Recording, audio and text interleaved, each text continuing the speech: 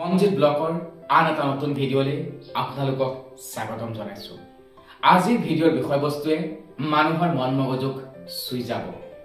আজিৰ ভিডিঅ'ৰ কথাখিনি যদি কাৰোবাৰ অন্তৰত দুখ দিয়ে, কাৰোবাৰ জীৱনৰ লগত যদি কথাখিনি মিলি যায়, তাৰ বাবে মঞ্জিত ব্লগ সদায় ক্ষমাপ্ৰাৰ্থী। মানুহৰ জীৱন গতিশীল। এই গতিশীল জীৱনত মানুহ সদায় সুখ দুখৰ সন্মুখীন হ'ব লগা হয়। আৰু মানুহৰ এই জীৱনত কম্প্ৰমাইজ নামৰ বতাহজাকে বাৰুকৈ চুই যায়। বিশেষকৈ মধ্যবিত্ত শ্ৰেণীৰ মানুহখিনিয়ে প্ৰায় সকলো কথাতে কম্প্ৰমাইজ কৰিব লগা হয়। কম্প্ৰমাইজ শব্দটো কাৰোবাৰ বাবে হৈ পৰে আশীৰ্বাদ, কাৰোবাৰ বাবে হৈ পৰে অভিশাপ। আমি জীৱনৰ কোনোবা এটা সময়ত কোনোবা এটা ক্ষেত্ৰত কম্প্ৰমাইজ কৰিব লগা হয়। আৰু আজিৰ ভিডিঅ'ৰ বিষয়বস্তুৱেই হ'ল কম্প্ৰমাইজ। কোনোবা এটা অজান মুহূৰ্তত মনলৈ অহা কিছুমান অনুভূতিক এখন উকা কাগজত নীলা চিয়াহীৰে বোলাই ৰাখিছিলোঁ। আৰু সেই উকা কাগজখনৰ সেই শব্দবোৰক যিটোতাই প্ৰাণ দিলে, যিটোতাৰ সুৰীয়া কণ্ঠত সেই শব্দবোৰে যেন আকৌ জীপাল হৈ উঠিল। তেতিয়াহ'লে আহকচোন আজিৰ ভিডিঅ' কম্প্ৰমাইজলৈ আগুৱাই যাওঁ। কম্প্ৰমাইজ আমাৰ বাবে এটা চিৰপৰিচিত শব্দ, কিয়নো আমি যে মধ্যবিত্ত, আমাৰ গাত ছাঁটোৰ দৰে সদায় লাগি থাকে কম্প্ৰমাইজ।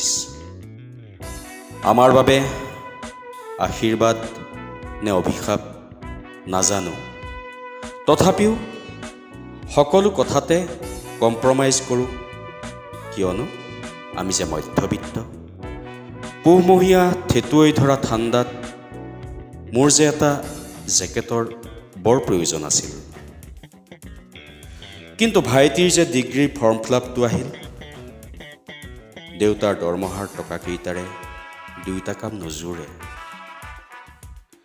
ভাইটিয়ে ফৰ্ম ফিলাপ কৰক দে, মোক জেকেটটো নালাগে, ঠাণ্ডাটো এনেকৈ পাৰ হৈ যাব। কম্প্ৰমাইজ কৰি চলি যাম। পূজাৰ বতৰত ভণ্টিৰ ভাল শাৰী এখন ল'বলৈ বৰ মন আছিল, কিন্তু দেউতাৰ এই মাহতে দৰৱখিনি বেছিকৈ লগাত চলিবলৈকে টান পৰিছে।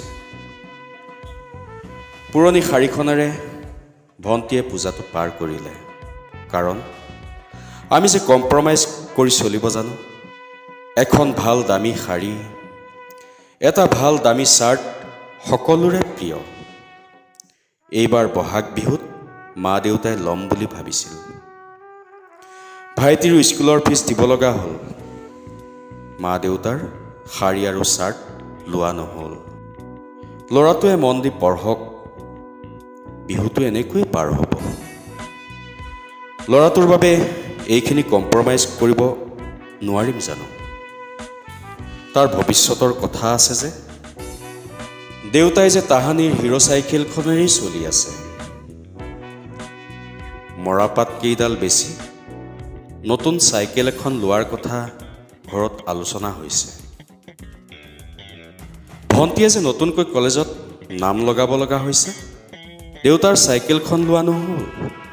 পুৰণি চাইকেলখনত তেল দি সন্তুষ্টিৰ হাঁহি মাৰি আছে। জীয়েকৰ এডমিশ্যনৰ বাবে এইকণ কম্প্ৰমাইজ কিয়নো নকৰিব? আমাৰ নাই যে বিলাসী বাহন, চহৰলৈ যাবলৈ লাইন বাছখনেই একমাত্ৰ সাৰথি। চিনাকি বা অচিনাকি বয়সস্থ মানুহজন দেখিলে আমি যে নিজৰ চিটটো এৰি দিওঁ। বয়সস্থ মানুহজনৰ খাতিৰত কম্প্ৰমাইজ কৰিবই লাগিব। সেই সংস্কাৰ আমাৰ ঘৰখনেই শিকাইছে। কম্প্ৰমাইজ কৰিয়েই ডাঙৰ হৈছোঁ, কম্প্ৰমাইজ কৰি থাকিম। মধ্যবিত্তৰ বাবে যেন ই এক নিজৰ ছাঁটোৰ দৰে, তথাপিও তাৰ মাজতেই আনন্দ পাওঁ, কিয়নো আমি যে মধ্যবিত্ত। ভিডিঅ'টো শেষলৈকে চাই থকাৰ বাবে ধন্যবাদ। যদি ভিডিঅ'টো ভাল লাগিল, লাইক, কমেণ্ট আৰু শ্বেয়াৰ কৰিব। লগতে মোৰ চেনেলটো ছাবস্ক্ৰাইব কৰি দিব। ধন্যবাদ।